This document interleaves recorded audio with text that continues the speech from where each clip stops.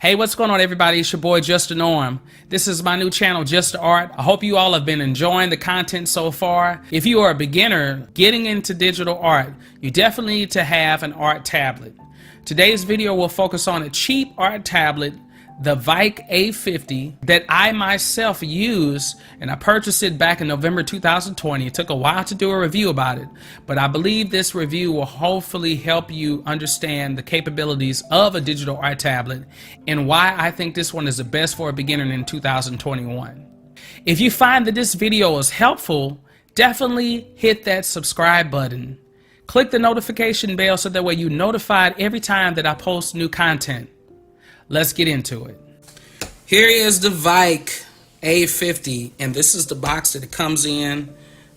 Excuse me if the box is a little dirty. It's been sitting up on the shelf for a little while. 8192 levels of pressure sensitivity, 8192, which is very helpful for if you're trying to create line work and you want to draw light or draw heavy without having to adjust the size of your stroke. So it comes in this box. Okay, it comes all nice packaged up. So it comes in this sleeve, and there's a little short manual here. This does not give you a lot of details about it, but this tells you how to get it set up with the drivers, and it also tells you how to change the tips. Of course, I know it has a different name for it, but here's the pen, and this pen works really well. One cool thing about it has two buttons on here that you can actually, and hopefully I can get that to focus a little better. Sorry if my desk is a little mess, but it's my work zone. Still not focused, but you can see it. There's two buttons there, and that helps you. You can program them to do clicks or to switch. If you're doing Adobe Illustrator or any Adobe products, you can use it to switch between different tools. So that comes in handy. Or you can just turn it off, which is kind of what I have. I have it turned off because sometimes when I first started using this, it took me a while to get used to not clicking those buttons, and you're clicking on accident and it'll mess you up. So it comes in this nice little case, and I think that's pretty cool. It also gives you spare inserts for the tip. I just call it a tip. But anyway, you got multiple tips that you can use, so that comes in handy. Okay, so once you're here on this page, you have the pen setting, and you have the two buttons that I mentioned earlier, and you can go in here and you can set them to what you want. You can put it on pen and erase if you want to do that. You can set it up, to open up an application. There's various different things that you can do with that. So right now I have mine checked off as invalid, which allows me to, if I happen to click a button, it just closes my line or closes my shading or whatever I'm working on, but it stays within the same mode.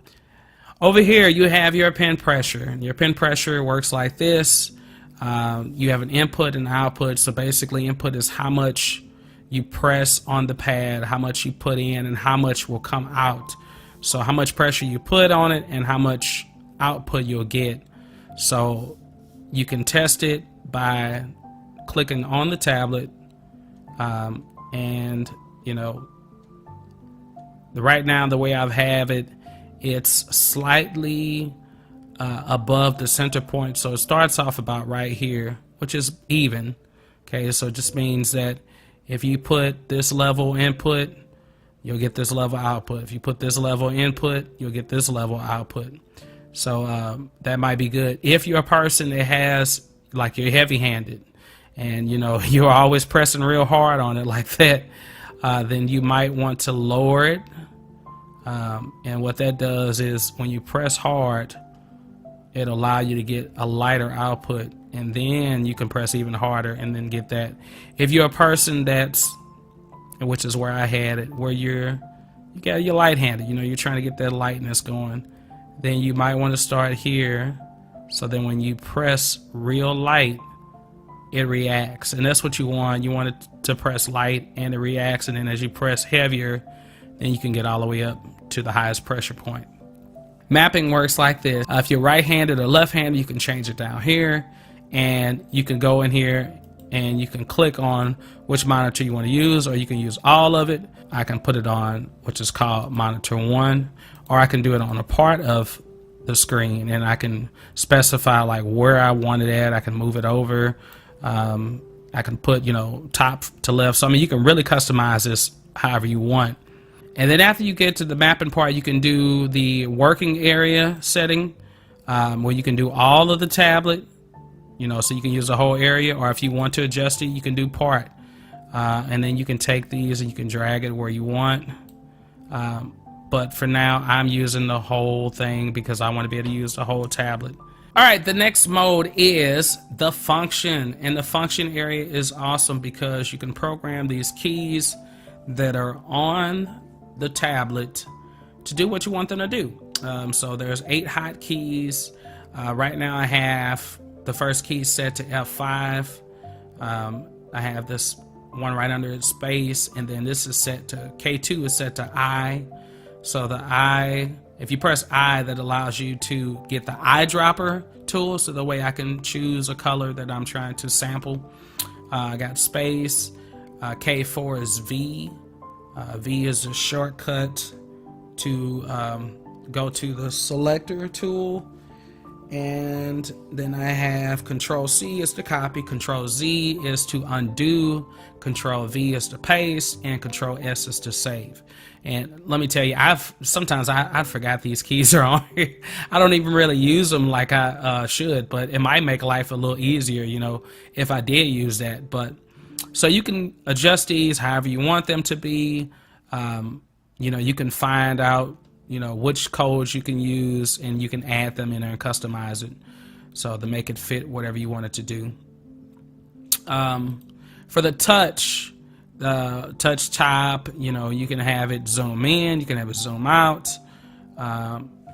Touch top, I have it for Control Plus. Control Plus allows you to zoom in, and Control I or Control minus allows you to zoom out. Perfect example is right here. You can see my tablet, and I'll cover my face up for a second. If I just put my finger there and you're looking at my screen, I can scroll up and it'll change it to the plus sign. If I scroll down, I'll change it to the minus sign and zoom out. So that comes in handy. But that's a good option if you want to do that. And then if I touch left, this is a cool feature too as well on Adobe Illustrator or the Adobe products. I think it's the same on every one. But if you want to make your stroke bigger, you can, or if you want to increase the font or whatever, increase the size rather. I'm sorry. If you want to increase the size, then you can go to the left or you can go to the right. And let me show you how that works. So let's go to my brush and press capital. So right now you can't really see it, but it's a tiny little dot. And if I keep going to the right, you see that it gets bigger. And now when I draw, I'll use my stylus. And when I draw, okay, it's cool.